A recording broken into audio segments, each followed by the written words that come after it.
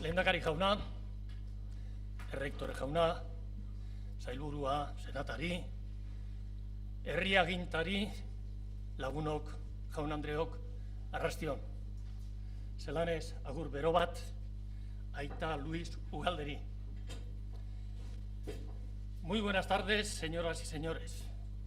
Sean ustedes bienvenidos a esta conferencia y vaya por delante mi agradecimiento por responder afirmativamente a nuestra invitación.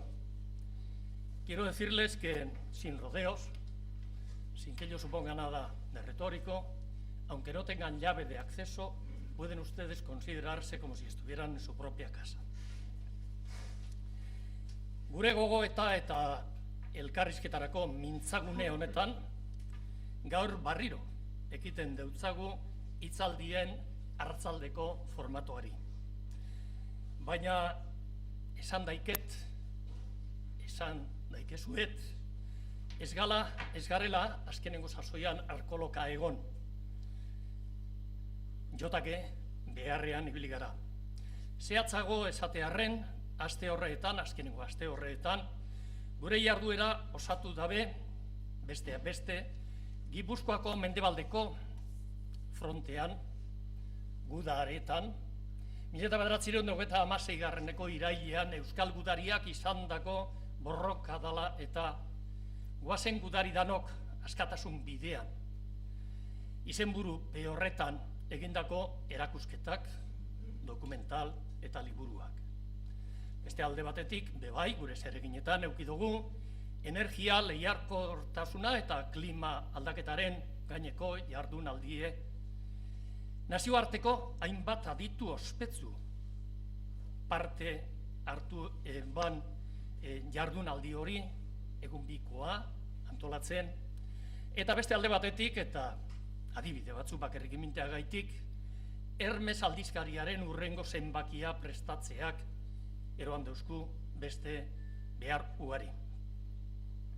Azken zenbaki barri hori, zigor zuzenbidea etaren amaieran jardunaldiaren ganekoa izango da, eta jangoikoa lagun, datorren astelenean aurkeztuko dugu, hain zuzen etak bere jarduera armaduari behin, jarduera armak erabiltzeari behin betiko izten eutzola, jakin eragin eban eguna zelan betetzen dan, 3.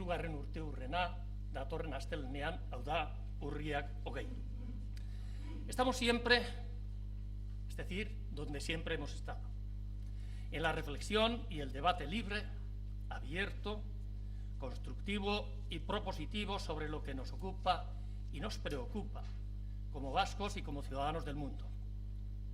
Y hoy, esta tarde, retomamos nuestra tribuna de reflexión y debate con un invitado verdaderamente especial y querido, que encarna a la perfección la filosofía y el espíritu que animan nuestra tribuna.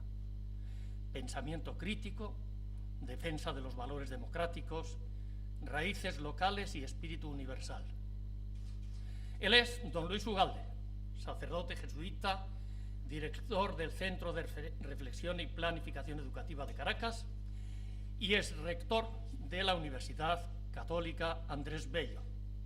Hago aquí un paréntesis para recordar que precisamente ayer se cumplieron 84 años desde el fallecimiento, a los 84 años, 149 años desde el fallecimiento de don Andrés Bello a los 84 años. Decía que tenemos hoy un invitado verdaderamente de lujo, a quien en unos momentos presentará quien es coordinador de nuestra tribuna y decano de la Facultad de Ciencias Sociales y Humanas de la Universidad de Deusto, el profesor José Antonio Rodríguez Ranz. Nos ocupa y nos preocupa también Venezuela, sin duda. Nos ocupa y nos preocupa Venezuela como ciudadanos del mundo. Un país, aquel rico en recursos, pero pobre en cohesión y bienestar. Una dictadura populista en las antípodas del respeto a los derechos humanos, la libertad y el desarrollo humano sostenible. Y nos ocupa y nos preocupa Venezuela también, como no puede ser de otra manera, como vascos, porque Euskadi y Venezuela compartimos muchas páginas de nuestros respectivos libros de historia.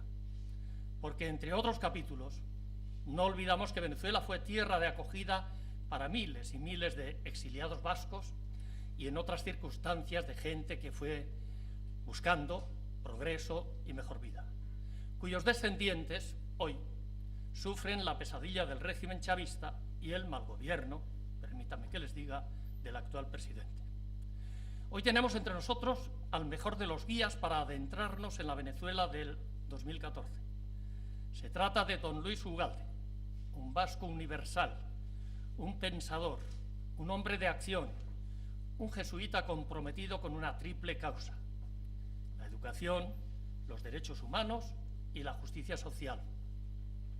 Y en este contexto del compromiso jesuita intelectual y social, no quisiera finalizar sin recordar que el próximo 16 de noviembre se cumplen 25 años del asesinato de don Ignacio Ellacuría, más 5 compañeros jesuitas y 2 empleadas domésticas en la Universidad Centroamericana de El Salvador, a manos de las Fuerzas Armadas de este país. Su compromiso con la libertad y la justicia social les costó la vida.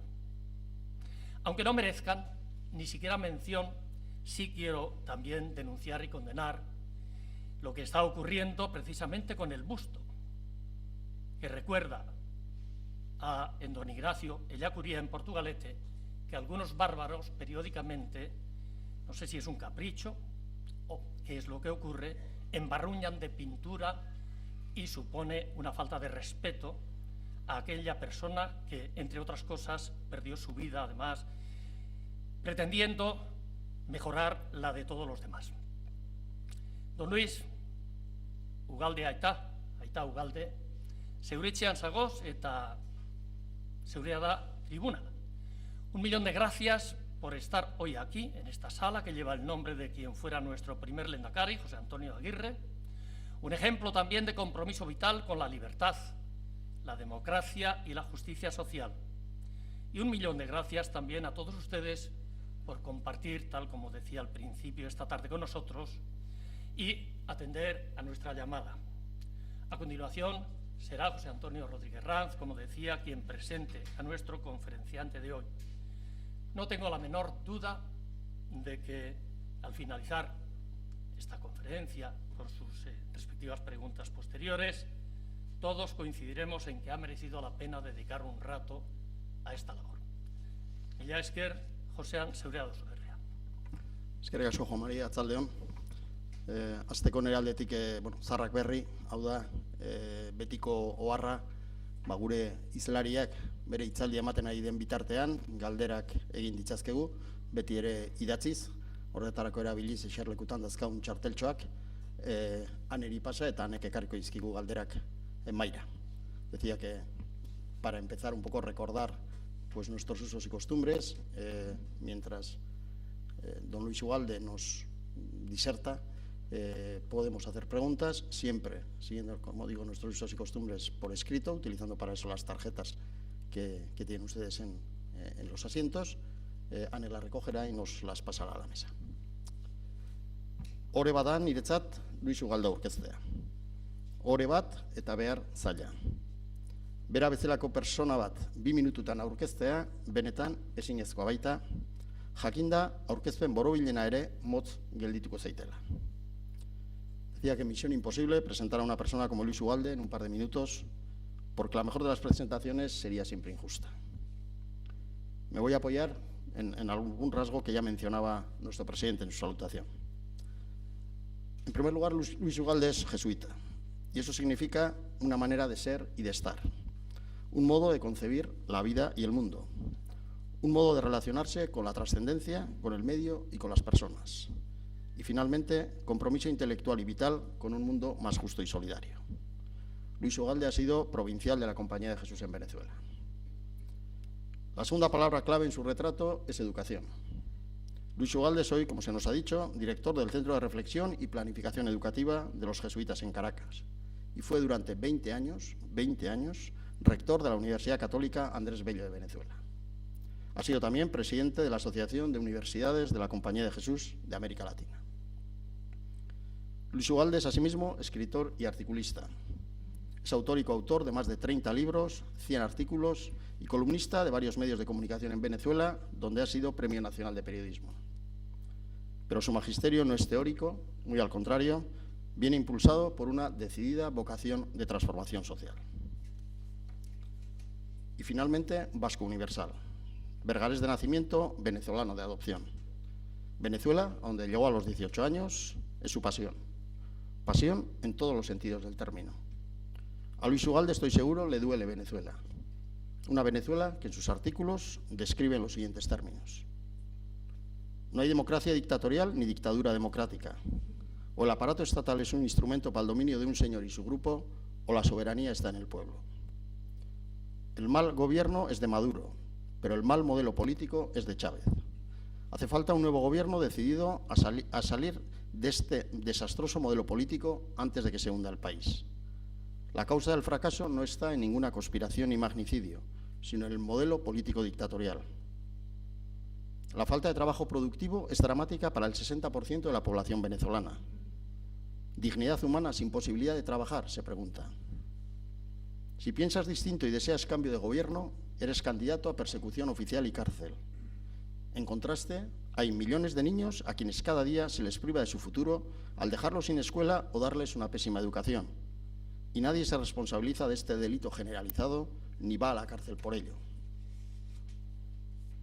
El relato liberador venezolano se basaba en el mito del país riquísimo necesitado de un buen repartidor. Una falsedad generalizada que bloquea el talento de los venezolanos al hacer creer que productivamente ya tenemos lo que nos hace falta. Además, predica que cada mitad social para su éxito debe anular a la otra mitad. Venezuela no tiene salida ni puede ser reconstruida sin la contribución de ambas mitades, lo que requiere reconocimiento mutuo y colaboración para un bien superior. Y una última cita. El 2014 es el final de una ilusión, pero necesitamos convertirlo en el comienzo de una nueva realidad esperanzada. Itxaropenerako motiborik bai, Aita Ugalde.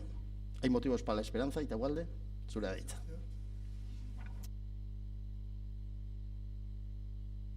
Buenas tardes a todos. Bueno, Venezuela en este momento es una realidad muy difícil de interpretar. Lo es difícil para la gente que simpatiza con el gobierno, para los opositores. Es difícil imaginarse el futuro, y un futuro pues construido y donde quepamos todos. Y yo creo que el peor servicio que podría hacer yo es que por cautela no dijera lo que pienso. Eso no significa que los que me oyen tienen que estar de acuerdo. O sea, tener plena libertad para estar en desacuerdo conmigo, pero sí voy a tratar de ordenar unas cuantas cosas, darle cierta lógica a lo que quiero presentar y ojalá sirva para que de posiciones diversas, que supongo que las hay y las tiene que haber, pues podamos encontrarnos en el empeño común de construir un país. Y en esa construcción hacemos falta todos. Por otra parte, quiero agradecer desde ahora este tipo de solidaridad, es decir, el interés por Venezuela, que yo lo he percibido en todas partes, y la solidaridad de diversas maneras. Me alargaría si empezara a nombrar personas concretas. Aquí hay, por ejemplo, Ana Sagasti, que es venezolano de nacimiento, y entonces siempre está sensible con las cosas de allá, pero otros muchos, y eso lo agradecemos. Venezuela agradece en este momento pues ese esfuerzo común de entender y después ver por dónde pueden ir los caminos. Voy a tratar el símil, yo no soy médico, pero el símil, todo el mundo coincide, incluso los del gobierno, que el país está enfermo. Entonces, cuando llega un enfermo, pues usted lo primero que pide, bueno, vamos a ver, haga los exámenes básicos, ¿verdad? La sangre, el colesterol, la tensión. Bueno. Y una vez visto eso, dice, bueno, ¿y cuáles son las causas? Porque esos son los síntomas. Entonces, segundo punto, las causas, y tercero, y cuáles son las posibles salidas y dónde están las diversas fuerzas sociales y políticas para producir esas salidas. Tengo que ser muy esquemático, después si alguien en las intervenciones pues quiere objetar o preguntar o pedir una profundización, pues tendremos oportunidad. Entonces, lo primero que sorprende en el país, digamos simplificando, más rico de América Latina, el país que tiene más dólares, etcétera, etcétera, sorprenden, o sea, usted va al examen médico y dice, ¿cómo es esto? Venezuela tiene una inflación este año ya venimos con eso, pero este año va a llegar oficialmente a más del 64%. Eso es más del 10 veces el promedio de inflación de América Latina. Más de 10 veces. Entonces la gente dice, bueno, aquí hay una cosa que no es normal. Segundo, hay desabastecimiento. Usted va a un supermercado normal y corriente, no hay harina, no hay azúcar, no hay ni harina de maíz ni harina de trigo, falta papel higiénico, falta, bueno, las cosas más elementales. Si usted tiene una avería en un carro, en un coche, pues no hay repuestos. Yo no puedo bajar el vidrio de porque el motor no hay repuesto para eso. Entonces uno entiende si ha habido una guerra, ha habido un desastre, bueno, esas cosas ocurren, pero si no ha habido nada y el petróleo lo hemos tenido a 100, ahora está a 80 y pico, entonces ¿qué ha pasado? No importa que yo sea del gobierno o sea de la oposición, la pregunta es inevitable. Si usted quiere que el enfermo cure, hay que hacer la pregunta desnuda. Inflación, desabastecimiento. Con índices estábamos en 25, 30% y ya está en más de 40%. Tercero, falta de dólares. O sea, no es el país que tiene más dólares, no hay dólares. Yo he venido a una serie de reuniones y a visitar a la familia con un pasaje que me envían de Perú pagado en dólares, porque en Venezuela no hay dólares. Y no hay dólares para importar aspirinas. O sea, dólares no hay para las cosas que perjudican terriblemente al gobierno. Porque eso es una bomba de tiempo para el gobierno, que usted vaya a comprar las cosas más elementales y le digan no hay. Entonces, ¿por qué no hay dólares? Tercero, la deuda pública. La deuda pública ya ha pasado, sumado a la deuda externa e interna, de los 200.000 millones de dólares y ha subido disparado. Entonces uno dice, ¿cómo es posible que en los años de mayor bonanza histórica en los precios, que es cuando tú creas un fondo para cuando vengan las vacas flacas, resulta que nos hemos endeudado de una manera impresionante? No es que a mí me guste o no me guste, sino ese es un dato. El enfermo da ese dato. Ruina de la empresa petrolera. Hoy salió el primer barco con petróleo argelino para Venezuela. Y estamos desde hace tiempo importando de Estados Unidos derivados del petróleo para surtir el mercado nacional. Déficit fiscal. Yo veo que en Europa pues andan en la lucha a ver cómo logramos que el déficit fiscal no pase del 5%, baje. En Venezuela llevamos 3 años con más del 15% de déficit fiscal. Es decir, que los ingresos públicos y el gasto público tienen esa diferencia. ¿Qué pasa? El gobierno sigue haciendo funcionar la máquina. Para mantener la clientela, pues fabricas billetes. Pero eso es totalmente inflacionario. Si no hay una producción que crezca y hay dinero, bueno, eso es totalmente inflacionario. E inflación no significa precio allá, sino significa que el ingreso mío de un trabajador que vive del sueldo, si la inflación tiene las dimensiones que tiene Venezuela, pues al final del año mis 100 euros valen la mitad. Y eso es una tragedia nacional, eso no distingue, a eso le afecta a la clase media, no, le afecta más al más pobre, porque menos recursos tiene y vive justamente del salario. Este año, ustedes ven, por ejemplo, con, digamos, ideología similar, tenemos pues Nicaragua, Ecuador, Bolivia, países mucho más pobres que Venezuela, a los que Venezuela ha ayudado. Todos ellos tienen un crecimiento envidiable del Producto Interno Bruto. Bolivia, 5 y pico.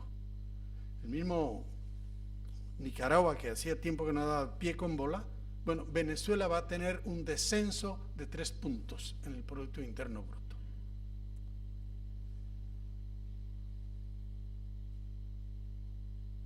Y al mismo tiempo, no solamente la empresa petrolera está en quiebra, la productividad, ha triplicado el número de empleados, pero la producción ha bajado, sino que la empresa estatal en general, por ejemplo, las grandes empresas básicas, todas están a quiebra. La siderúrgica, el aluminio, yo podría traer datos, es una cosa alarmante, tan en quiebra que no pueden pagar la nómina. Después la pregunta es ¿y por qué? Tendría otros elementos. En el tema de los servicios públicos también hay una ineficacia y una corrupción impresionante. Y naturalmente cuando la gente votó por Chávez, votó esperando, bueno, Chávez va a acabar con la corrupción que hay aquí en los partidos políticos, etc. Esto hace que en la última encuesta, pero coinciden una detrás de otra, pero la de septiembre, la LIBAD, que era la encuestadora que siempre usaba el gobierno, pues el 84% de la población en todos los estratos sociales, con algunas diferencias, pero en todos los estratos sociales con mayoría y en promedio el 84% está descontento y está consciente de que Venezuela está en una crisis muy fuerte, lo padecen. Bueno, no voy a abundar más para ir avanzando. Entonces uno dice, bueno, ¿cuál es la razón? La pregunta es, esos son los síntomas, pero ¿cuál es la razón? Claro, uno podría meterse en anécdotas y decir, bueno, este ministro pues es un tal y el otro hizo y el otro. Creo que esa no es la razón fundamental. Acaban de nombrar una nueva ministro de comunicación, es la 10ª en 10 años, 1 por año. Bueno, así no se puede gestionar nada, pero no es eso, sino las razones. Yo me voy a poner en el pellejo de un marxista. Chávez cuando llegó eso no estaba nada claro, pero después fue tomando cuerpo. Y la convicción fundamental del proyecto es: hay que acabar con la empresa privada, que es la causa de todo mal. No lo invento yo, eso lo ha dicho Chávez.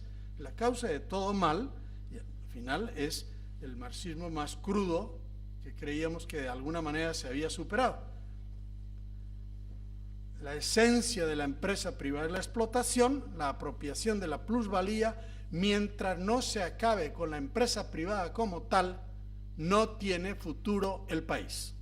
Primer diagnóstico. Entonces, ¿qué tenemos que hacer? Por un lado, ir sustituyendo la empresa privada por empresas estatales. Ustedes se recordarán algunas imágenes por la Plaza Bolívar: exprópiese, exprópiese, exprópiese, sin procedimientos, sin nada. Y la siderurgia, que se había privatizado, había sido estatal, la empresa privatizada redujo, porque no había otro remedio, de 15.000 trabajadores a unos 8.000, bueno, se reestatizó, está en quiebra total y produce la tercera parte de lo que produjo hace 5 o 6 años antes de la reestatización. Entonces, por un lado, y eso en la parte agrícola lo mismo, hay haciendas que se estatizaron y uno dice, bueno, si estatizas y después demuestras que donde había 20 vacas ahora hay 30 o 25, pues bueno, sobre eso se puede discutir. Pero si se repartió y hasta que se comieron las últimas vacas y ahora está en 0 o muy por debajo, entonces quiere decir que ahí hay un problema.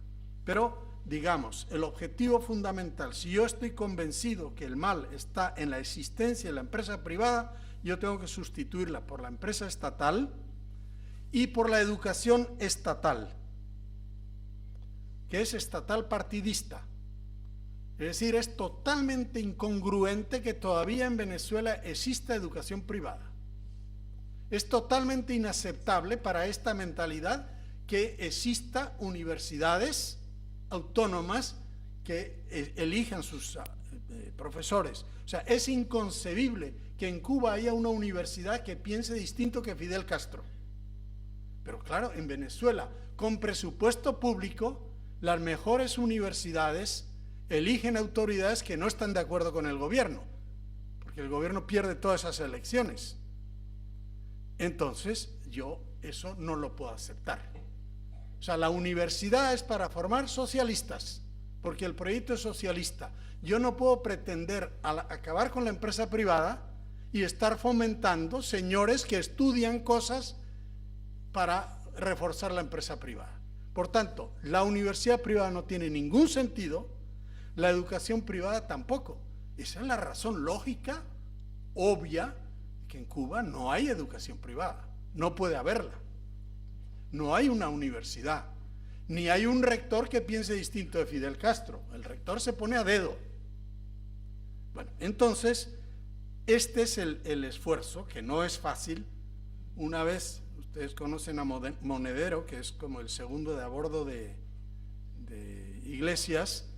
Yo lo conocí en Caracas y en una reunión como esta, con un poco menos de gente, pues decía, claro, si en Venezuela hubiera resultado el golpe, pues no estaríamos ahora haciendo contemplaciones, pero se llegó por vía electoral, entonces tú no puedes decir ya no existen.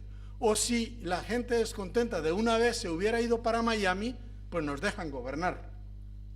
Pero todavía la democracia no se ha liquidado. Entonces, digamos, a mi modo de ver, el problema no es si este ministro fue acertado o no, sino hay un proyecto. Y el proyecto es sustituir por empresas del Estado, educación del Estado. Y cuando digo Estado, no pensemos en el Estado liberal, sino en el esquema marxista.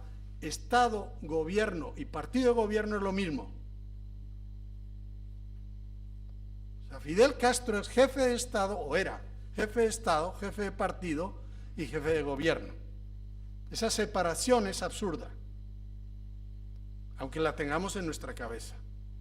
Y la otra separación absurda es la separación de poderes.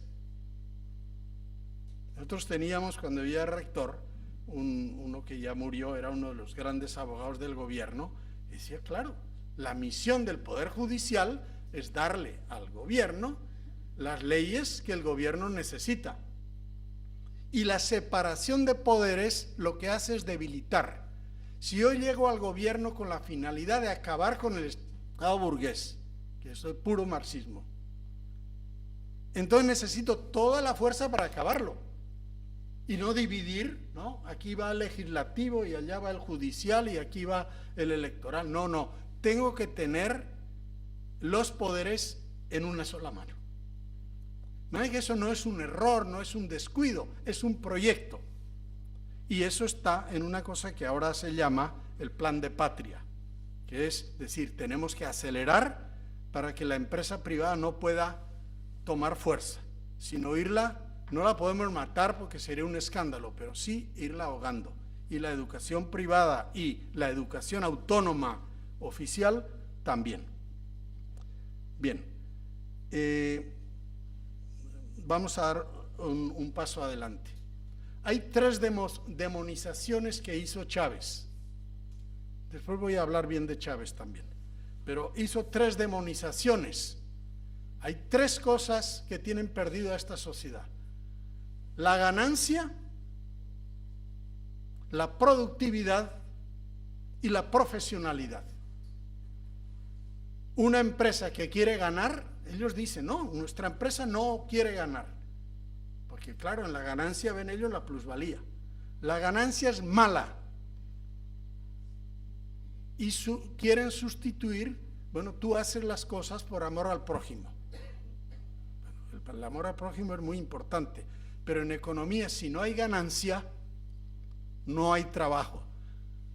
No por el capitalismo puede exacerbar, pero cuando iban a cazar jabalí, salimos a cazar, y si usted viene sin ningún jabalí, yo vengo con 2, yo tengo ganancia y usted tiene pérdida.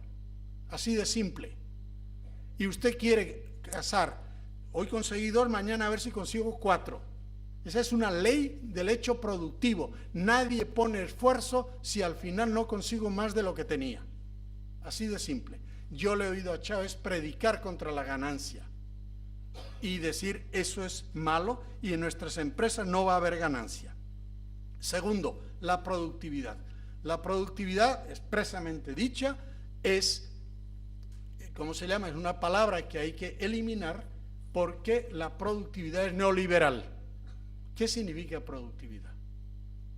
Hacer más con menos. Conseguir más con menos. Yo tengo 100 euros, a ver cómo, con el talento, con la organización, etcétera, eso es productividad. Usted puede querer ser socialista, pero si no hay productividad, vamos a la ruina. Y tercero, la profesionalidad. Si yo no valoro la profesionalidad, yo puedo nombrar gerente de una empresa a este porque es militar. De hecho, en las grandes empresas todos los gerentes son militares, sin ninguna competencia la mayoría.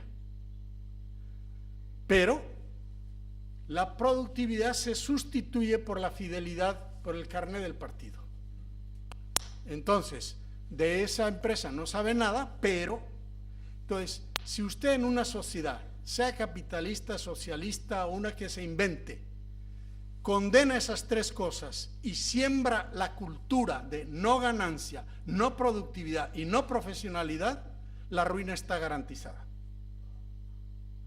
Entonces usted, bueno, buscará gente que simpatice con el gobierno, eso todo está bien, pero que sea profesional.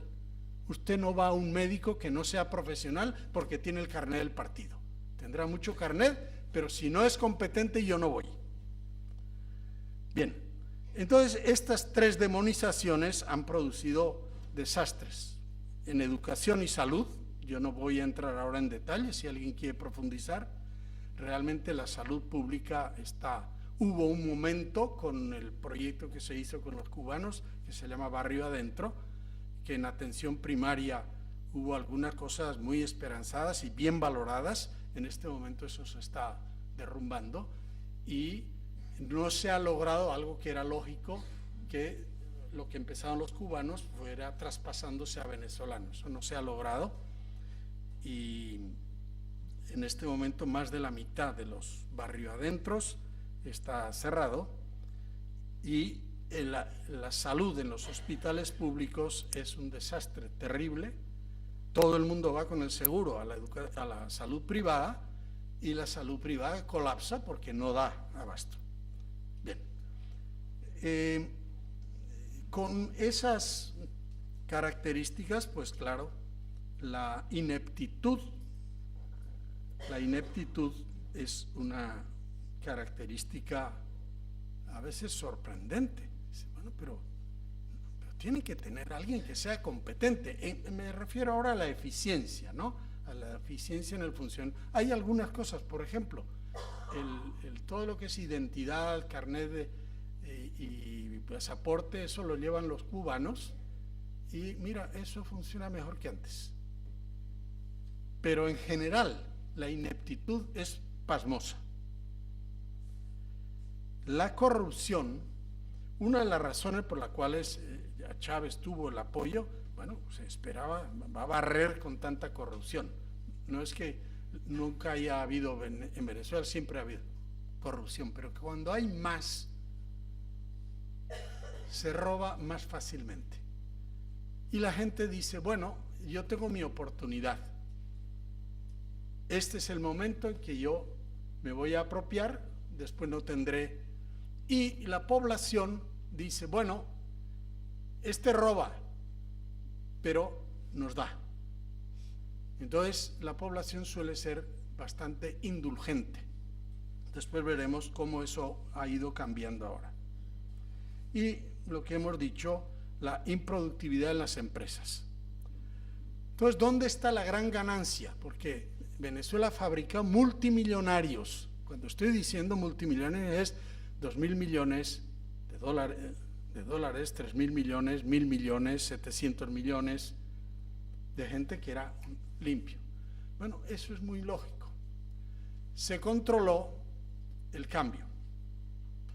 Eso, si usted ha declarado la guerra a la iniciativa privada, pues es un poco lógico, porque la iniciativa privada va a decir, bueno, si usted a mí me va a acorralar, pues yo me voy, hago las maletas, invierto en Ecuador o invierto en Colombia. Entonces, para que usted no haga eso, yo no le dejo sacar los dólares. O sea, ahí entra una lógica, ¿no? Bien. Entonces dice, bueno, tenemos que, para evitar las ganancias indebidas, todo eso, bueno, control de precios, control de la moneda. Estábamos a 4.30. En este momento, si usted va con 100 euros, vamos a decir, con 1 euro, le van a dar 120 bolívares. Antes le daban 4.30. Pero, ¿dónde está el gran negocio? Venezuela es un país muy importador, muy poco exportador. Se había logrado que un 15% del conjunto de exportaciones fuera distinto del petróleo. Hemos retrocedido de tal manera que en este momento el 96% de todas las exportaciones son del petróleo. Como el petróleo es del Estado, pues esos dólares son del Estado. Entonces yo les voy a vender a ustedes los dólares que ustedes necesitan para su negocio, para las materias primas, para viajar, para lo que usted quiera. Bueno, entonces, en este momento tenemos 3 tasas, ¿no? Dólares a 12 bolívares hasta dólares a 99, 100 bolívares. Usted es amigo mío del gobierno, le digo, invente media docena de empresas para importar. Por ejemplo, la hija de Chávez importa arroz de Argentina, entendiéndose con Cristina. Usted importe y pague, digamos que le vendan al doble y usted se queda, ¿no? Y pone el precio. En esos márgenes, pues son millones de dólares. Pero el negocio más bonito es el siguiente. Yo le doy a usted es un farmacéutico que tiene que importar X productos, le di dólares, vamos a simplificar, a 10. Y le di 10 millones. Entonces usted va y vende a 100. Claro, algo hace para importar, tiene que disimular, tiene que haber una apariencia. Pero 2/3 de lo que usted consiguió a 10, los vendió al día siguiente a 100. Usted se hizo millonario. No hay negocio posible que se iguale. Y no es Luis Ugalde el que lo dice. Lo dice Giordani. 20.000 millones se nos han ido en 6 meses, 20.000 millones de dólares con este jueguito. Y eso sigue. Y no aparecen los que han hecho el juego. Y se sabe quién, porque eso tiene nombre y apellido. Bien, entonces vamos a avanzar un poco. Entonces el gran negocio en Venezuela son las ganancias cambiarias, sin incrementar nada la producción. Muchos son gente del gobierno y otros son gente opuestos al gobierno, pero que se ponen su disfraz y le dicen mitad para ti, mitad para mí. Y ahí se han ido decenas de miles de millones. Ahora vamos a otro paso, para acercarnos al momento actual. Chávez tenía tres cosas, a mi modo de ver, muy importantes. Tenía y transmitía carisma, no voy a explicar qué es carisma, dinero y esperanza. Tenía el barril de petróleo a 10 y al poco tiempo tenía 100. Entonces tenía dinero. Y el discurso de Chávez, con carisma, dinero y esperanza, era: mire, ustedes están pobres porque hemos estado gobernados por unos bandidos y las ganancias petroleras se lo lleva el imperio y se lo llevan los ricos, pero como yo los quiero a ustedes, no se preocupen, yo les voy a dar. Venezuela es un país riquísimo, el problema nuestro no es producir, aquí está, el problema es repartir lo que está, y como yo los quiero a ustedes, tengan la certeza que les voy a dar. Y la gente al día siguiente empieza a ver que no solamente son palabras, sino empieza PDVSA, la fábrica de PDVSA hoy es de todos, y aparece programas sociales muy directos sin pasar por los viejos ministerios. Bueno, y la gente dice: oye, este solamente no habla, sino también nos da. Y podría ser poner infinidad de ejemplos, pero quedémonos con esa idea, ¿no? Carisma, dinero, era un gran comunicador, y esperanza. O sea, la gente desesperada, Chávez lo puso en el centro. Los pobres, mi gobierno es de los pobres son el eje del país, yo los pongo en el centro. Y claro, eso fue, pues, con sus más y sus menos, pero inicialmente tiene un éxito muy bueno. ¿Qué pasa ahora con Maduro? No tiene carisma, no tiene dinero y no tiene esperanza que dar. O sea, la desesperanza en este momento, que es la situación más grave, es la desesperanza con el gobierno, y todavía no acaban de ver que haya esperanzas alternativas, al menos no tan claras. Claro, así el gobierno ya se te vuelve difícil, porque no tienes dinero. O sea, deben 3.000 millones los importadores de farmacias, deben 3.500 millones, todo eso en dólares, a las líneas aéreas, deben. Entonces le estás debiendo a todo el mundo y yo no puedo seguir repartiendo. Entonces, ni tengo carisma, ni tengo dinero, y tampoco puedo repartir esperanza. Ese es el momento difícil en que está el gobierno. Y además tiene que recoger la mala cosecha de la siembra de Chávez. Chávez, con esa siembra, pero acompañada, no ganancia, no profesionalismo y no productividad, bueno, a la vuelta de 10 años, eso se cosecha, pero se cosecha con unas pérdidas terribles. Tenemos una ley de educación que no hay país que lo pueda aguantar, porque fomenta la ausencia laboral por todas las formas, y dice: no podemos tocar porque eso fue como un testamento que nos dejó Chávez. Bien, entonces se encuentra el gobierno actual en la necesidad de cambiar de modelo. O sea, bueno, tenemos que hacer ajustes, tenemos que sincerar el cambio, hay que devaluar, y empieza la discusión.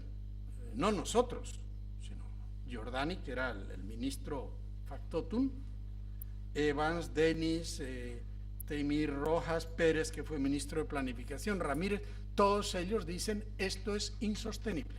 El gran ideólogo alemán mexicano Dieterich dice: esto no dura 3 meses. Yo creo que puede durar. Pero entonces empiezan a ver qué hacemos. Hay una serie de propuestas asesoradas sobre todo por una financiera francesa, y claro, cuando sacan eso, el militante, que le han dicho que el capital es malo y que, bueno, yo no puedo aceptar ahora que el presidente se sienta con la empresa privada a dialogar cómo vamos a hacer para que haya abastecimiento de alimentación. Si usted a los militantes les ha dicho que esos son unos malvados, ¿y usted cómo los va a tratar ahora como unos señores? Entonces se crea una distorsión y dice Maduro es neoliberal. Se sienta con estos, empieza, y esas propuestas de sinceración macroeconómica, pues esos son neoliberales. Entonces Maduro oye eso y como no tiene el liderazgo que tenía el otro, pues se paraliza. Pero claro, si no haces nada, la enfermedad avanza. Bueno, ahí es donde estamos en este momento, ¿no? En esa dificultad, cualquier cambio de sinceración, hay un bloqueo ideológico. Y si usted no hace ningún cambio, pues la realidad sigue deteriorándose. O sea, hoy, en octubre, estamos mucho peor que en mayo, que en junio, que en julio, y en diciembre vamos a estar muchísimo peor. De hecho, tenemos en este momento el gobierno militar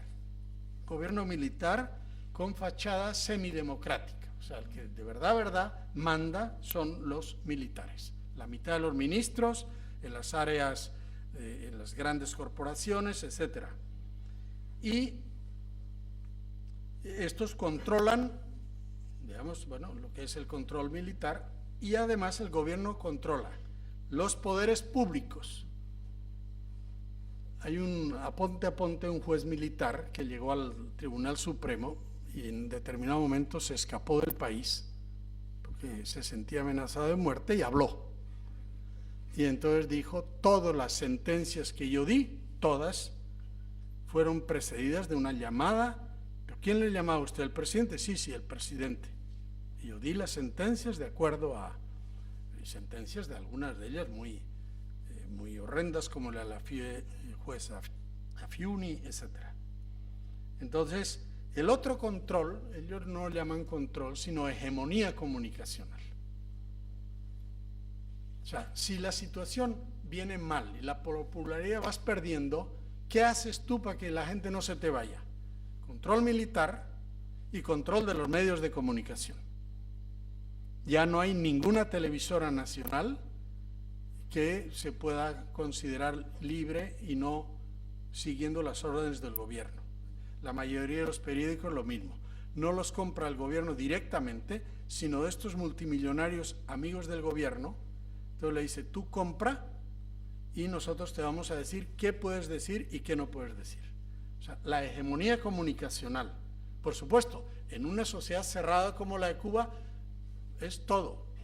O sea, está el periódico del partido, el de la juventud del partido y el de los trabajadores del partido, los tres periódicos.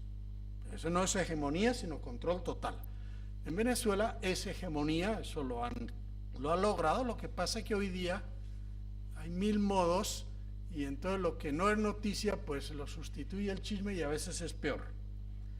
Entonces, control de los poderes públicos y de los medios de comunicación.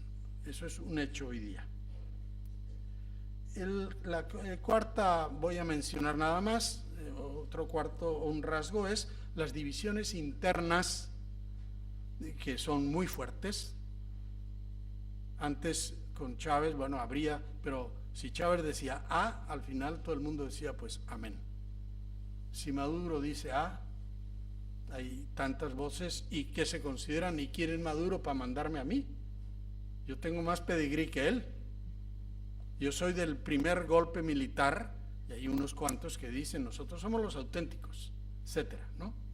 De manera que la división interna no me puedo detener, pero estos días ustedes lo han visto en el caso de Robert Serra. Yo a Robert Serra lo conocí porque le di el título universitario de abogado. No me voy a detener ahora en... Él era el diputado más joven, militante un poco acelerado, muy difícil en las discusiones, etcétera. Y bueno, el hecho es que él tenía 6 guardaespaldas, tenía 5 cámaras de seguridad, entraron a su casa sin forzar la puerta, o sea, con llave, se llevaron las cámaras de seguridad, no había guardaespaldas, le hicieron abrir la caja fuerte donde tenía dólares, parece que muchos, armas cortas y largas, y lo apuñalaron con 31 puñaladas y lo matan. A él, a la asistenta, a los dos, y bueno, se desarrolla el escándalo, el gobierno dice eso es el imperio el que lo mató, etcétera. Bueno, han terminado deteniendo a los guardaespaldas, a dos, y a uno que le han acusado de ser el ejecutor material, pues lo dejaron medio muerto el otro día, probablemente prefieren que muera, para que no hable. Al día siguiente hay un señor Odremán, que fue policía en Caracas, y es, digamos, jefe de los colectivos. Ellos dicen que él controla como 100 colectivos. El colectivo lo usan como cierta resonancia socialista. Y el gobierno ahora dice, no, esos son bandas armadas. Pero ese Odremán tiene foto con Chávez, foto con Maduro, foto con Serra, eran de la misma. Hay una hipótesis, puede ser y puede no ser, suena bastante verosímil, y es que el ministro del Interior, que es militar y es inteligente, totalmente identificado con el régimen, pues tiene presión de los militares, porque los militares son sensibles a eso. Mire, las armas las tiene el ejército y la policía, no los grupos armados. Y el gobierno ha armado miles y miles, en caso de necesidad, etcétera. Entonces, dicen que encargaron a Serra, que tenía buena relación con esos grupos, de convencerlos, porque el ministro del Interior ha lanzado un plan de pacificación y de entrega de armas. Y claro, la población dice, bueno, primero que entreguen ellos, y para eso necesita algunos actos públicos. Mira, el grupo tal entregó las armas, etcétera, aunque guarden la mitad, pero por lo menos. Y que Serra era el encargado de convencer de eso, y que algunos grupos lo aceptaron. Llegaron a estos grupos y dijeron, no, tú eres un mocoso que tienes 27 años, nosotros tenemos mucho más pedigrí que tú, y el centro de Caracas lo controlamos nosotros. Y que en ese enfrentamiento es una de las versiones. Otros dicen que es puro robo, otros dicen que era una cosa religiosa de santería, etcétera. Pero bueno, las divisiones internas están ahí. Mataron a Serra, al día siguiente mataron a este Odremán, 2 horas después de que dijo, el culpable de todo es el ministro del Interior. A las 3 horas le dieron 31 tiros en plena calle. Y poco después, esos colectivos tenían un edificio que han invadido varios, entraron, y la versión oficial es que hubo un tiroteo de 5 horas. Los que estaban dentro dicen no hubo ningún tiroteo, vinieron y mataron a 5, hirieron unos cuantos, ahí no hubo enfrentamiento, sino una masacre. Bueno, yo no quiero aventurar más que estas cosas medio verosímiles que han aparecido, pero lo que sí es claro, en este momento hay una división, tanto en la discusión, qué es lo que hay que hacer económicamente, políticamente. Hay unos que dicen, mira, hay que ser realista, la economía, hay que pactar con ciertas cosas, tenemos que devaluar, tenemos que hacer esto. Hay otros, también intelectuales, que dicen, no, lo que hay que dar el paso definitivo a la instauración del poder de las comunas. Aquí, los que han leído marxismo saben la Comuna de París y todo el poder para los soviets. Bueno, pues todo el poder para las comunas, eliminar las gobernaciones, eliminar los municipios. Las comunas son del partido, los mantiene la presidencia, y todo el poder, tanto político como productivo. Y en las empresas se gobiernan por asamblea de los trabajadores y por comunas. El poder está en el pueblo, está en la base, sin mediaciones. Y hay unos cuantos de estos que dicen ya hay que dar ese paso. Y otros dicen no, si queremos comer algo en Navidad hay que sentarse con la empresa privada y decir, garantíceme la producción de pollos, o la producción de arroz o de harina. Se están dando las dos cosas, pero esa es parte de la discusión, y hay una fuerte discusión entre militares y civiles. Vamos a tratar de terminar. panorama en la oposición, dos pinceladas. Está la oposición que pide golpe militar, que dice, bueno, esto no tiene solución, que vengan los militares, y para mí es suicida, pero cada quien piensa como quiere. Esa es una solución simplemente suicida. Primero, porque no vendrán los militares, pero aunque vinieran, la solución puede ser peor que la enfermedad, como fue en Argentina con la segunda esposa de Perón. Yo estaba 6 meses antes del golpe y lo que vino después del golpe militar fue horroroso. De manera que esa vía, que a veces parece muy expedita, puede ser un desastre mayor. Segundo, hay en la oposición otra división, que simplificando se puede decir la MUD, la Mesa de Unidad Democrática, y lo que se llama la salida.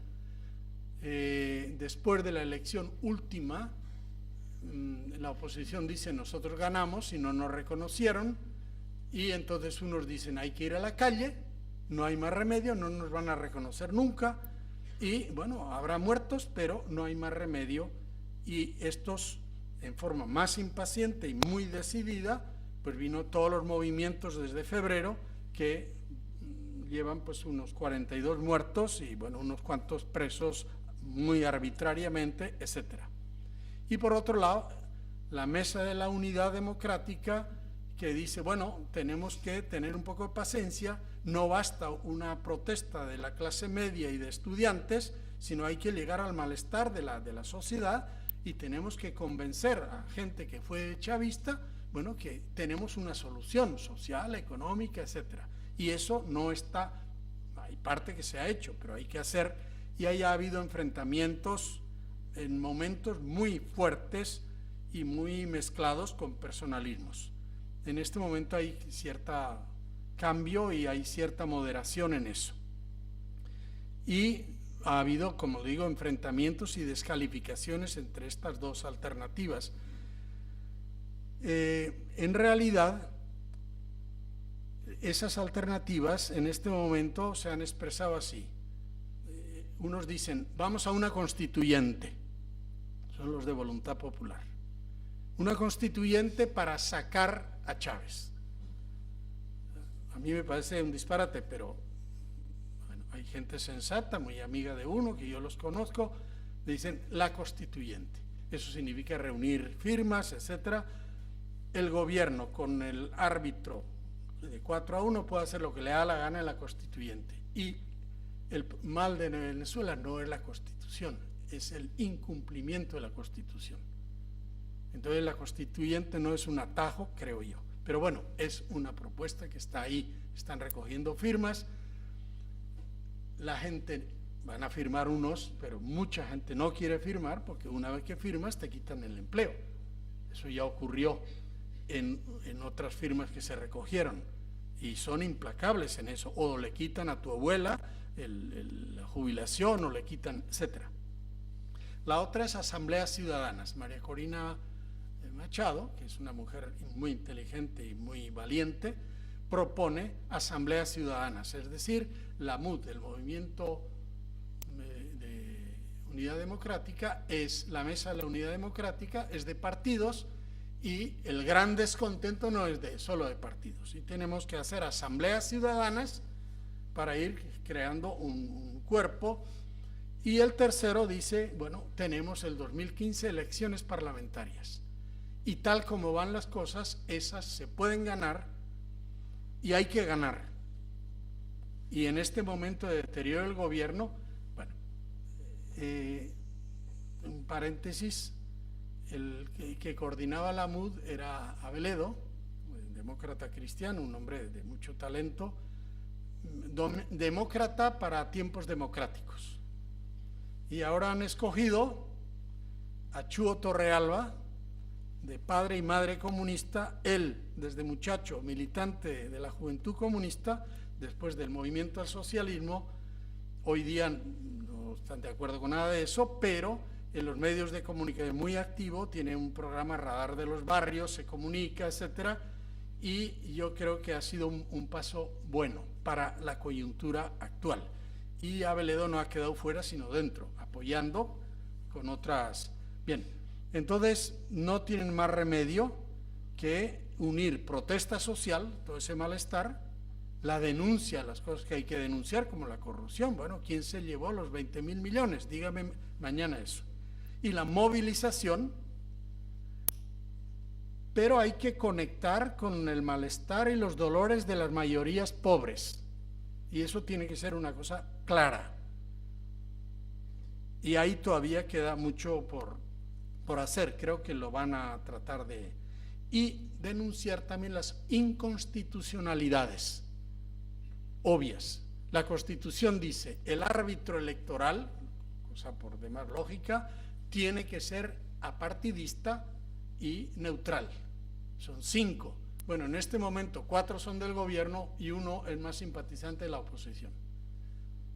Con ese árbitro usted no juega en un partido de fútbol en ninguna parte. Claro, el gobierno dice, pues no jueguen, entonces ganamos nosotros sin tener que meter goles, que ya pasó una vez. Entonces ahora el problema es, por un lado, cómo luchas para que la Constitución se cumpla, nacional e internacionalmente, y están muy activos en eso. La Constitución tal como está, que la hicieron también, está hecho por los que están en el gobierno. Y, bueno, y unir eso con la votación. Entonces las parlamentarias, la otra tarea de la oposición es, tienes que hacer listas, tú tienes tu interés, yo tengo el mío, eso es lógico, pero el interés fundamental del país es la unidad. Sin unidad no salimos. Unidad de la oposición y unidad con muchísima gente del gobierno. A mí me cayeron encima porque en algún momento dije, la transición tiene que tomar la batuta el propio gobierno, porque es el que está con el agua más que al cuello. Dice, ¿y cómo? Bueno, no sé cómo, pero el país no se puede construir con medio país. Usted no gana un partido de fútbol jugando 6 jugadores, chutan para allá y 5 para acá. Y vaya usted al mundial a ver qué ridículo hace. Bueno, así estamos. Entonces, final, frases, salida para la reconstrucción nacional, porque hay gente que dice que salgamos, antes decían salir de Chávez, ahora salir de Maduro. Sí, pero no basta con salir de Maduro. El desastre que hay en el país obliga a poner todas las fuerzas para reconstruir. No se trata de nueva constitución. La constitución nos sobra si la cumpliéramos. Después, si hace falta, hay cosas que hay que cambiar. Pero esa idea de la constituyente, ¿cómo es? La frase famosa, no es el renacimiento, ¿cómo se llama eso? La refundación de la República. En Venezuela la hemos refundado 27 veces porque hemos hecho 27 constituciones. Ese es un fraude. Cuando le dicen a usted, en lugar de este papel, deme este que es más bonito, y hemos refundado la República. Nuestra productiva no cambia con ese papel. O sea, la refundación de la República significa los resortes morales de productividad, de convivencia. Es un esfuerzo muy, muy serio, no es un nuevo papel. Pero todos los caudillos han entrado en Venezuela, conmigo empieza la República, la refundamos, estamos libres de todo. Y también en el ambiente de ustedes hay esa tentación. Me refiero que se vayan todos los políticos son corruptos y los nuevos todos van a ser sanos. Uno comprende esa indignación y esa ilusión, pero a los 2 días dices, pero estos también tienen defectos. Entonces hay que partir de nuestros defectos para trabajar nuestras virtudes. Entonces, unidad nacional, movilización, hay que lograr una abrumadora mayoría en esa visión de construcción en torno a aspiraciones y metas económicas, sociales y políticas. Y no he tratado, pero que quede por lo menos la palabra, la revolución educativa. La calidad educativa, se hace mucha demagogia con la educación y estamos dando a los pobres una pobre educación que perpetúa la pobreza, porque usted llega a la puerta del empleo, ¿cuántos años tiene de escuela? 6. ¿En qué escuela tal? Bueno, adiós, hasta ahí llegaste. Y tenemos que luchar para la educación de calidad, la educación pública de calidad, aquella a la cual puede acceder toda la población. Pero los maestros se nos están yendo porque la pobre Ecuador paga 3 veces más que Venezuela y Colombia también. Entonces, ese es un cuadro. Si queremos buena educación, tenemos que lograr que los mejores jóvenes quieran ser educadores, y para eso hay un camino que recorrer. Bueno, perdonen, hasta ahí llego yo. Muchas gracias.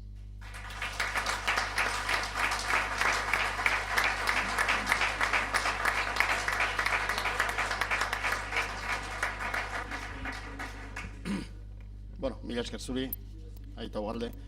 Tenemos casi pues entre 12 y 15 preguntas, entonces trataré brevedad en la formulación, brevedad en la respuesta y para empezar no una pregunta, sino un saludo, un cordial saludo que pone su amigo Marcos Reyes Andrade. Dice: mil gracias por renovar mi fe en la democracia y en nuestro espíritu cavista.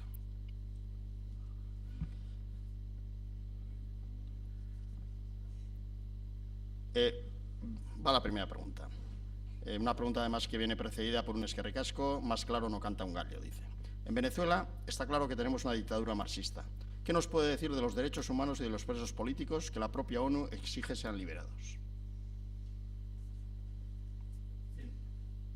Debo ser breve. Yo creo que en Venezuela uno de los sectores que, para mi gusto, está trabajando mejor es justamente los grupos de derechos humanos. Podría nombrar unos cuantos, pero muy bien. Por ejemplo, en toda la represión de los jóvenes, todas las tardes entraban, sacaban las listas, comunicaban a las familias quién está detenido, dónde. Han trabajado muy bien. Por supuesto, es lógico, hoy seguramente ya Venezuela ha entrado en la ONU, en la comisión en el Consejo de Seguridad. Y naturalmente la ONU dice: pero usted tiene a Leopoldo López arbitrariamente en la cárcel, tiene varios alcaldes que le ganaron, están en la cárcel arbitrariamente, y las Naciones Unidas dijo, eso le obliga a Venezuela.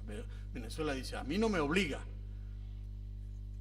Por supuesto, a todo el mundo le choca que Venezuela, a todo el mundo crítico, que esté en el Consejo de Seguridad. Otros dicen: mejor es que esté dentro, porque si está dentro se le puede presionar qué pasa con los derechos humanos. Pero eso es clarísimo que es un tema de insistencia. El sábado hay una gran marcha nacional y, entre otros, sale ese tema como motivo. ¿Cómo cree usted que se va a ganar alguna elección con un CNE totalmente corroído? Bueno, se han ganado muchísimas elecciones con ese CNE. En mi opinión, yo escribí el último artículo sobre eso. Hay que pelear para cambiar el CNE, y están peleando.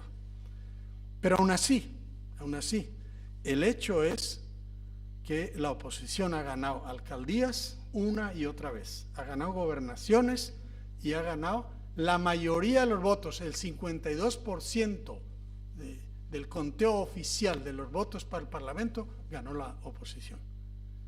Entonces, esto no es para decir que no hay que pelear a muerte para cambiar el Consejo Nacional Electoral para que sea constitucional. Pero dicho eso, no me puedo decir: como no me dieron, pues no juego. Porque si usted no juega, el partido lo gana el otro equipo al 100%.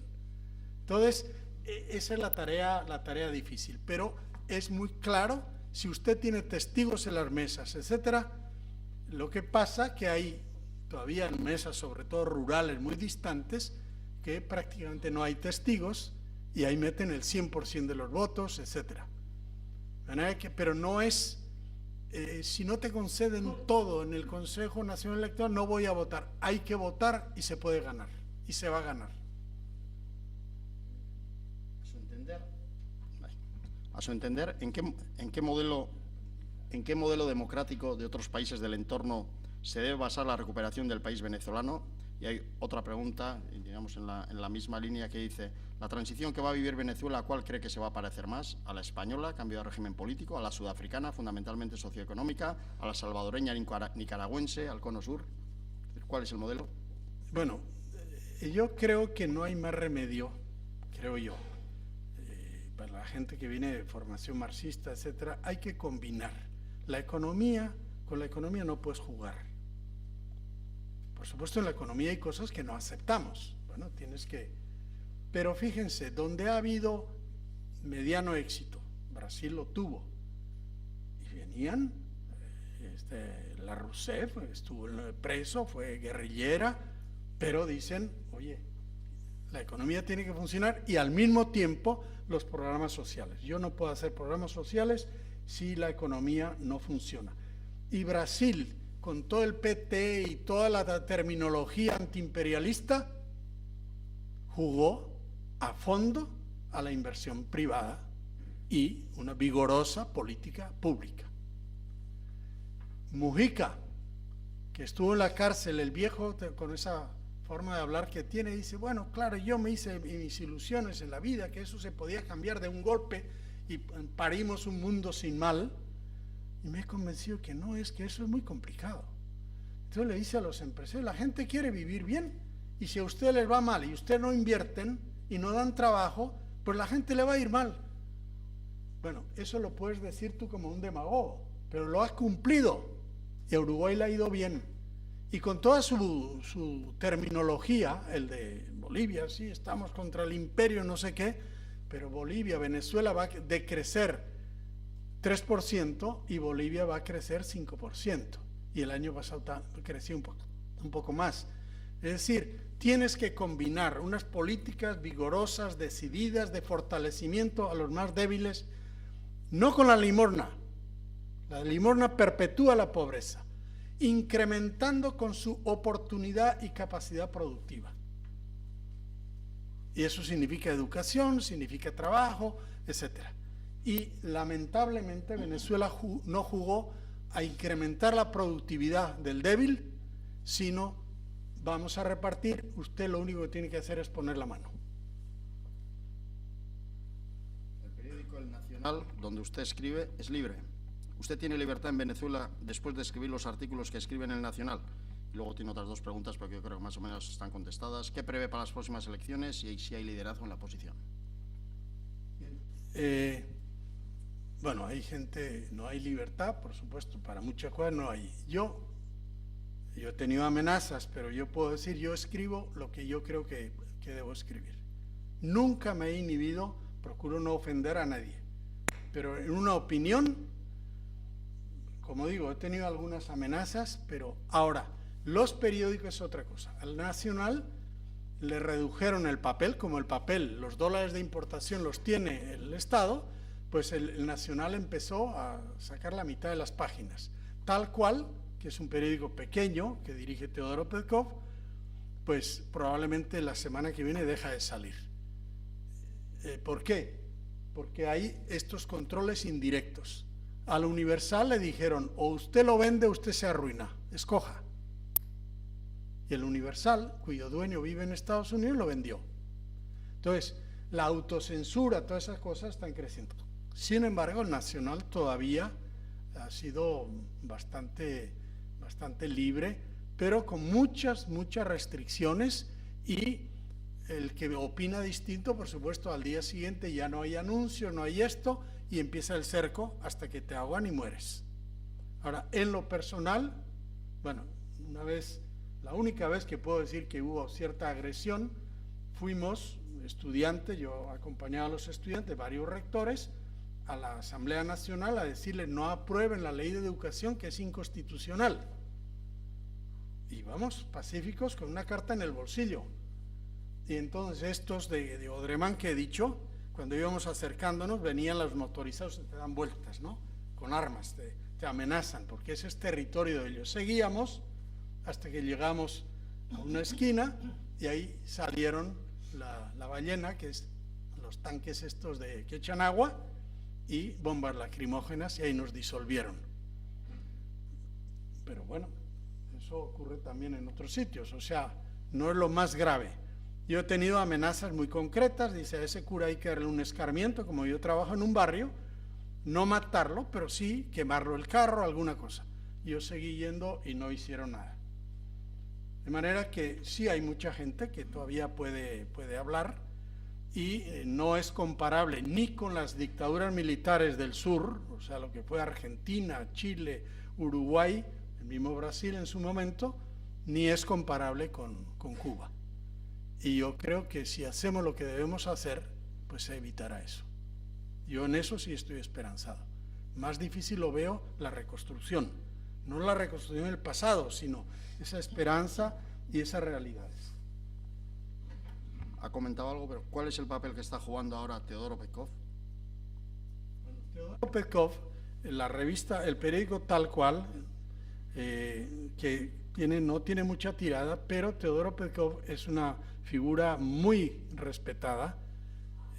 Teodoro Petkov fue comunista, de padres comunistas búlgaros, estuvo con la guerrilla dentro de la discusión del Partido Comunista y escribió en la cárcel un libro cuando la invasión rusa a Checoslovaquia ya empezaron la crisis.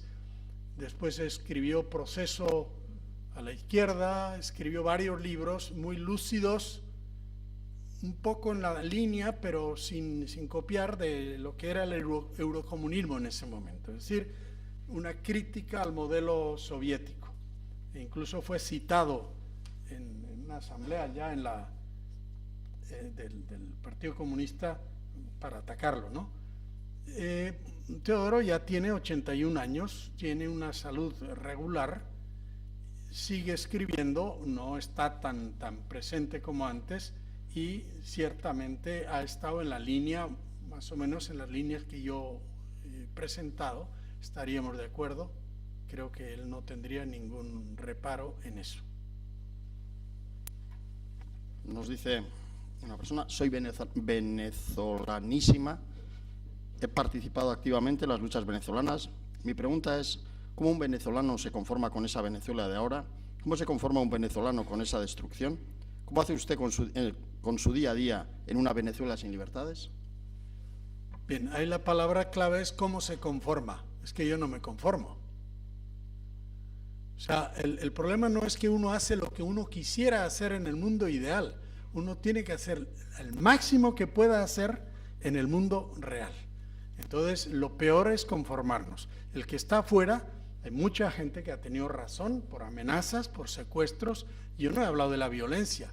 Ustedes imagínense en Venezuela 25.000 asesinatos al año.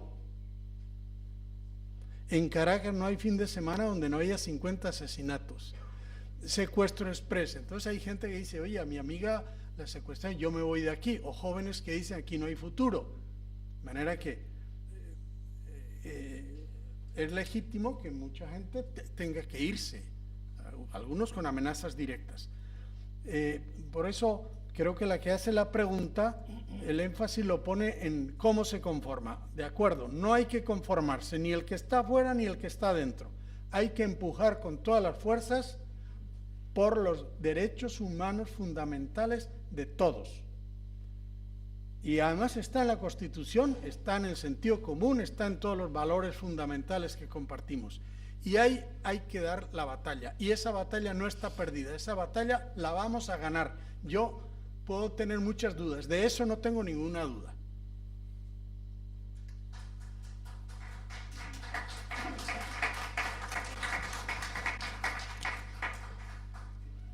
No es por cortar, vamos a seguir con las preguntas que tenemos en la mesa.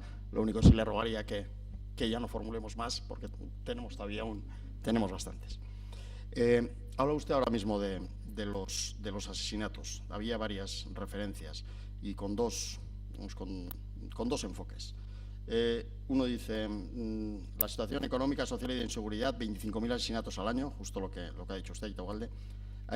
Pero el enfoque ha generado una fuga de jóvenes y profesionales que son una pérdida insustituible de capital humano. ¿Cómo hacer para recuperarlos? Y otro enfoque desde los asesinatos, si eso es terrorismo psicológico por parte del gobierno. Bueno, yo creo que al gobierno se le han ido de las manos muchas cosas, ¿no? Pero hay mucha gente que dice, bueno, eso es lo que quiere el gobierno y hay medio verdad también. Yo les he oído decir, bueno, que no están de acuerdo, que se vayan.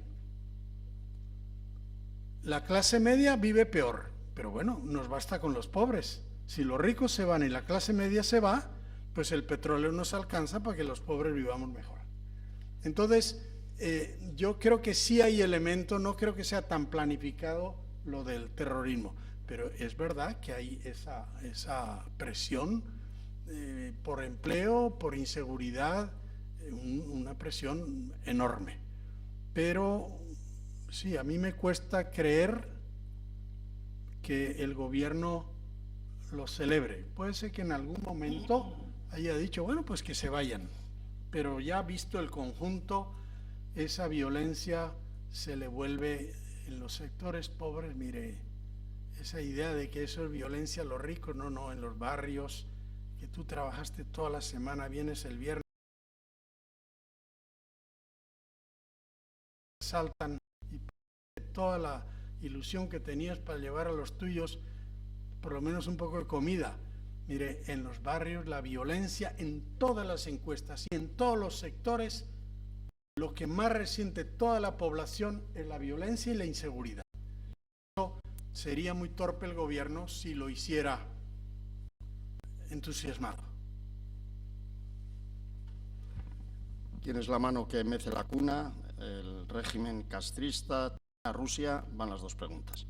El régimen castrocomunista rige los destinos de Venezuela. ¿Me podría decir si es cierto que tanto las aduanas como las infraestructuras, así como los aeropuertos, puertos, etcétera, están en manos de los cubanos?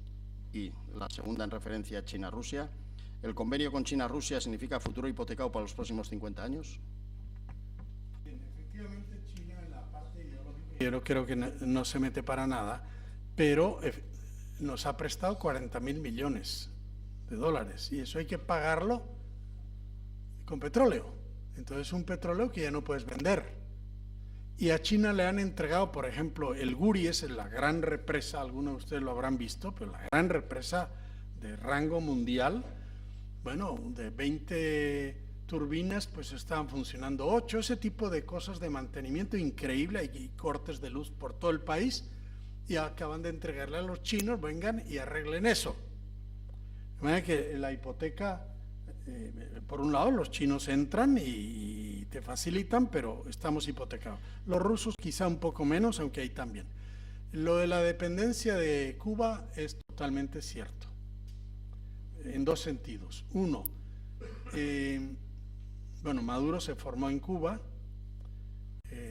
pero aparte de eso, los anillos de seguridad del presidente Chávez eran cubanos. No se fiaba de los venezolanos. Hasta los pilotos de su avión eran cubanos. Hay vigilancia estrecha, estrechísima en el ejército, injerencia de militares, a lo cual el nacionalismo militar suele ser sensible, pero eso está. Y en la pregunta es verdad que las aduanas, los puertos están en manos de cubanos, totalmente cierto, no es una conjetura, no es una sospecha. Venezuela tiene como misión entregarle dólares a Cuba. ¿Cuba qué te puede vender? Entonces, ¿qué vende? Vende médicos, vende deportistas, que Venezuela le paga, pongamos $3.000 a un médico, pero a él le dan $500 y el resto va para el gobierno. O sea, es mano de obra esclava que Cuba alquila como ingreso. A Cuba le entra por ese lado unos 5 o 6 mil millones al año, que para la economía cubana es dinero. Pero además, por ejemplo, los bombillos, estos ahorradores, bueno, esos no produce Cuba, pero Cuba los compra. O sea, Venezuela le dice, cómprame X millones y tú me cobras la comisión. Modernízame todo el sistema de identificación. Lo hacen con los holandeses o con los... Pero el que cobra es Cuba. Cuba cobra una comisión. Concesiones de autopistas. Estoy pensando en un constructor que me dice, bueno, yo estoy haciendo una autopista allá, una carretera enorme en Apure. Claro, el contrato es de una empresa cubana.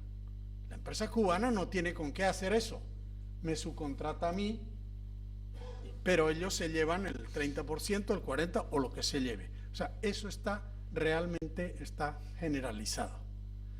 Naturalmente eso genera un malestar, pero hoy por hoy estamos, eso es un hecho. ¿Cuál es la situación de las escuelas de Fe y Alegría? Bueno, tengo que decir dos palabras. Fe y Alegría es una iniciativa educativa fundada por un vasco que nació en la Universidad Católica Andrés Bello, donde yo fui rector mucho después. Y la idea era, el lema es crear escuelas donde termine el asfalto. O sea, era la época en los años 54 donde no había escuela en todas partes. Bueno, se empezó con una alianza entre universitarios y muchachos y familias del barrio. Bueno, hoy día Fe y Alegría está en 20 países, nació en Venezuela y tiene 1.400.000 alumnos. Es una cosa impresionante. Ahora, la expansión se da, aquí eso tiene otro término en España, la cofinanciamiento, por ejemplo, un colegio privado, esos son los concertados, ¿cómo llaman? Bueno, allá se llegó a un acuerdo. Escuela, vamos a hablar de Fe y Alegría. Fe y Alegría no le puede cobrar a la gente lo que cuesta la educación. Y dice, bueno, usted Estado pague a los profesores. Fe y Alegría busca recursos nacionales e internacionales para otras inversiones complementarias. La gente aporta un 1%, un 5%, pero ayuda al mantenimiento. Las escuelas están impecables. Y esa alianza que la gente dice, en los barrios te dice, esta es mi escuela. Pero si usted no paga, no, pero yo contribuyo a mantenerla, no sé qué, no sé cuánto. Esa, aunque sea mínimo, pero el aporte, el decir esto es mío, porque lo que es del Estado, se considera el Estado millonario, pues si yo me agarro el teléfono y me lo llevo, pues le he robado a uno que le sobra y a mí me falta. Pero, bueno, Fe y Alegría eso lo ha hecho bien. Entonces la pregunta es muy pertinente. Eso significa que cada año, como el 80% del presupuesto de Fe y Alegría es del presupuesto público. En la ideología del gobierno, eso me lo decía a mí el ministro de Educación, yo tuve uno que era muy amigo y conversábamos, dice, claro, en nuestra ideología no puede haber una escuela privada, Fe y Alegría no tiene, existe Fe y Alegría porque la educación oficial es mala y no llega, pero vamos a llegar y entonces Fe y Alegría desaparece, una educación privada no tiene sentido. Bueno, han visto en la práctica que no es así, que los sectores pobres en Fe y Alegría, en enero ya hay letrero, no hay sitio. Y en el otro lado sobra, porque el pobre quiere buena educación, y educación con valores, etc. Entonces, ha habido momentos de tensión, porque no te han pagado a tiempo, momentos de tensión porque los aguinaldos no los han pagado, y el que vive al día, el que no le paguen los aguinaldos, pero debo decir que hasta ahora, con todas esas dificultades y sin la fluidez que debería tener, Fe y Alegría se ha fortalecido con este gobierno. Y en general la educación privada. Pero ya le han dicho a Fe y Alegría, ni un aula más, le dice el gobierno. Bueno, pues usted no quiere la educación de los pobres. Ah, pero ni un aula más. Yo mantengo el compromiso que adquirí, pero no me vayas a crear otra. Bueno, y ahí andamos. Pero yo diría que hasta ahora eso se ha resistido, porque sería un escándalo mayúsculo entre los pobres de Venezuela que un día dijeran, pues el gobierno ya no paga las escuelas de Fe y Alegría. Porque no le paga a Fe y Alegría, le paga a la gente. Hablando de educación, dice otra persona, ¿usted es docente o ha sido? ¿Qué tipo de valores inculca usted en esta nueva Venezuela que tiene la máxima de ser rico es malo? ¿Cómo explica esto a sus alumnos para que no pierdan las esperanzas? Los alumnos son más inteligentes de lo que uno, ¿no? Eso lo entienden. Mire, todos. Yo tengo uno que era muy chavista y me metí en el barrio a ayudarles, hicimos la escuela, estaba desempleado, le conseguí trabajo en la biblioteca. Tiene una casa en un barrio pobrísimo, una maravilla de casa. Y todos los días, pero ayúdeme, yo quiero conseguir un carrito, un coche, ¿no? Es decir, todo el mundo. Está muy bien predicar desde fuera, desde la riqueza a los pobres que están muy bien siendo pobres. Todo el mundo quiere mejorar, por aquello que hemos dicho, ¿no? Profesionalismo, ganar. La ganancia no es mala, la discusión está cómo ganas y para qué ganas, etcétera. Pero todo el mundo quiere que sus hijos vivan mejor que él. Entonces, ahí tenemos todo el viento a favor. Y de hecho, ellos, no todos, pero muchos capitostes, en el momento que predican ser pobre es bueno, te enteras, la hija de Chávez tiene una cuenta de $700 millones. Entonces, si ser pobre es bueno y ser rico es malo, bueno, pero de cuentas con nombres y apellidos. El Diosdado Cabello que ustedes han oído es un multimillonario y era un capitán limpio. Hay alguna pregunta que creo que debía ser formulada quizás a los partidos parlamentarios, pero no al ponente. Usted ha mencionado Podemos. ¿Podría ampliar un poco más sobre la relación entre Podemos y Venezuela y en particular la veracidad de las subvenciones y otras ayudas dadas a Podemos? ¿Qué se pidió en caso afirmativo a Podemos a cambio? Luego la misma persona hace otra pregunta, si hay algún tipo de injerencia USA y por qué no ha habido algún Pinochet. Bueno, yo de Podemos no voy a hablar, primero porque, bueno, eso es un terreno que ustedes conocen mejor. Yo de Podemos, al que conozco, es a Monedero, que lo conocí, pues eso, en una conversación, ha sido asesor. En un momento él dijo que en Venezuela uno de los males era que había un hiperliderazgo de Chávez, eso cayó mal allá y después ha ido menos. Hay otro que suele hacer leyes, un valenciano, Viciano, que aquí no lo he oído, les hace leyes, etcétera, y bueno, Venezuela eso ha pagado generosamente, pero más que eso yo no. El efecto dominó en una doble dirección. Por una parte, alguien dice, ¿considera que un cambio político en Venezuela puede llevar aparejado un efecto dominó hacia la República de Cuba? Y en sentido contrario, en dirección contraria. Hay países muy relacionados con Venezuela, los que forman parte del ALBA. ¿Cree que esos países que tratan de seguir sus pasos terminarán igual en la misma situación que Venezuela? Nicaragua, por ejemplo, es un ejemplo de esos países. Yo tengo la impresión de que tanto Ecuador como Nicaragua como Bolivia entendieron muy bien que el modelo de Venezuela es irreplicable. Primero, el carisma era un poco excepcional también, pero sobre todo el dinero. ¿Cómo yo, Nicaragua, puedo decir no trabajen y yo les reparto? Venezuela le ayudó mucho a Nicaragua, pero Nicaragua en los últimos 2 años no le ha ido mal, porque saben que tú no puedes vender la ilusión de que somos país rico. Ya no lo puede hacer ni Venezuela. Cuba sí tuvo, Fidel tuvo ya el año 61, por eso fomentó la guerrilla en Venezuela, 60, 61, 62, la idea de que si yo me apodero del petróleo de Venezuela, bueno, la revolución cubana se potencia. En este momento Cuba está en agonía. En Cuba no hay ninguno en el gobierno que no sepa que es inviable lo que han levantado en medio siglo, no en 5 meses. Medio siglo.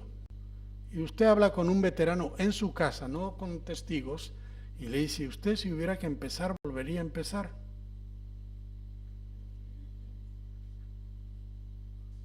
Y la tragedia de los viejos cubanos que lucharon con una fe tremenda, es los hijos y sobre todo los nietos, no creen en nada de lo nuestro. Y toda su ilusión es irse a Miami. Entonces, en este momento Cuba está buscando la salida, cómo podemos generar una dinámica económica distinta, porque hasta en caña de azúcar produce menos que hace 50 años, una dinámica económica distinta sin perder el poder, porque el poder no lo podemos perder. Claro, eso en una islita es muy difícil. En China hasta ahora han encontrado la fórmula, veremos cuánto dura. En Vietnam también. Mantener la dictadura política o el monopolio, llámele si quieren suavizar, y la dinámica económica que se ha visto que la estatista sola va a la ruina. No hay ejemplo en el mundo de lo contrario.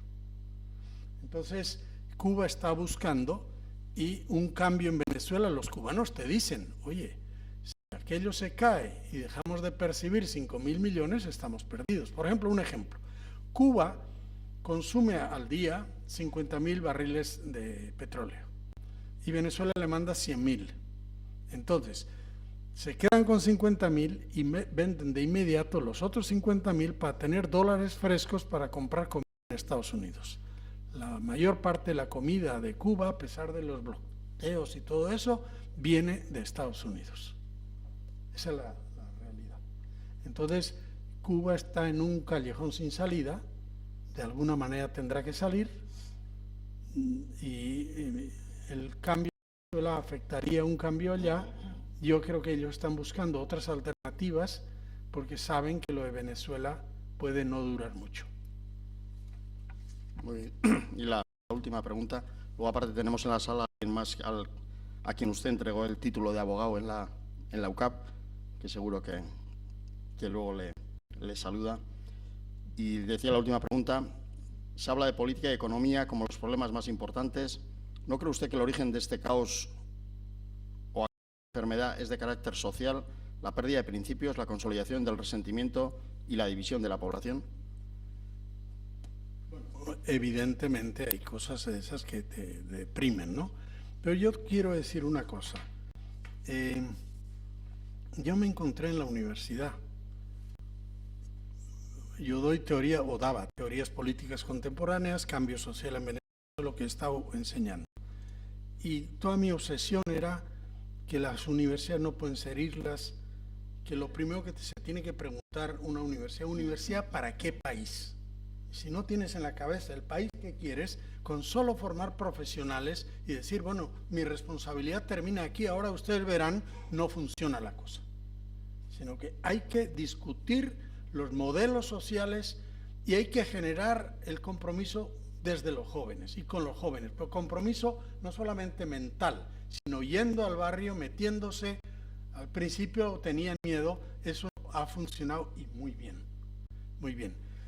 Y a mí me ha sorprendido, digamos, cómo prendió la dimensión política, porque eso estaba, y como está en muchos países, ya como en los 60 estaba de moda ser político, pero después no.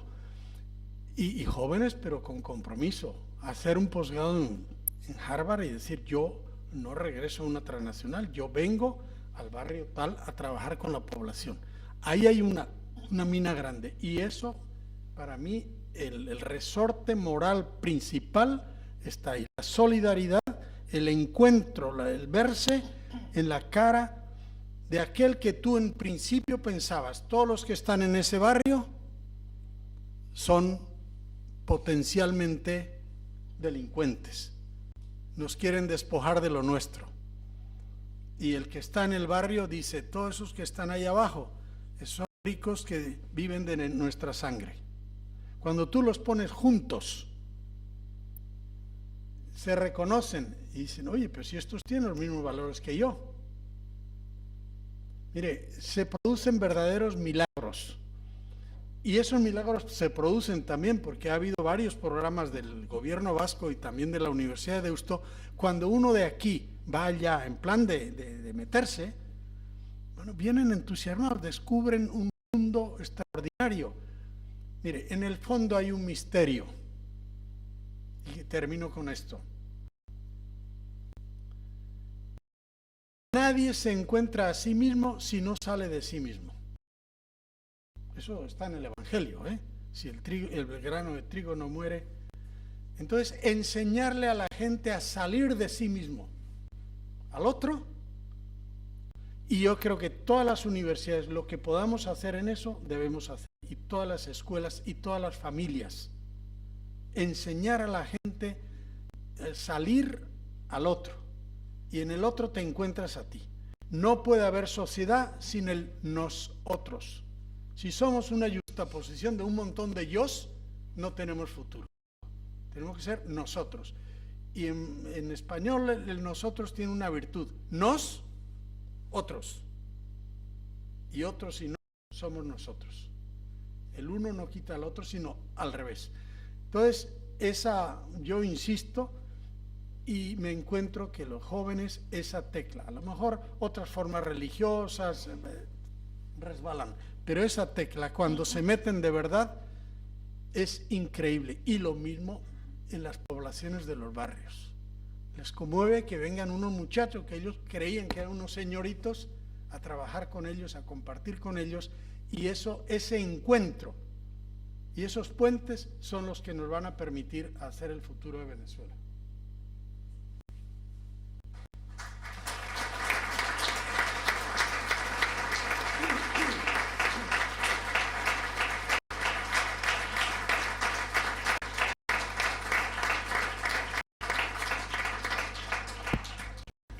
Jaun Andreok, hause geurko guztia, ez gitxi, baina jarraian hor txakolintxu bat hartzen dugun artean, solasaldian ekiteko aukera izango dugu.